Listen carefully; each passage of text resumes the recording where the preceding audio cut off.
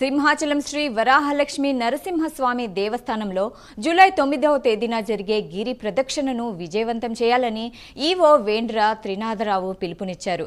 గిరి ప్రదక్షిణకు లక్షలాది మంది భక్తులు హాజరయ్యే అవకాశం ఉందని ఈవో తెలిపారు. గిరి ప్రదక్షిణ నగరం అంతా కాలినడకన జరుగుతుందన్నారు.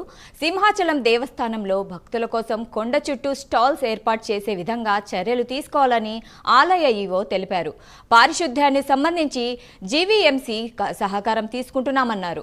విద్యుత్ దీపాలు, మంచినీటి సదుపాయంతో సంబంధించి కూడా అధికారులతో చర్చిస్తున్నామని ఆలయ ఈవో తెలిపారు.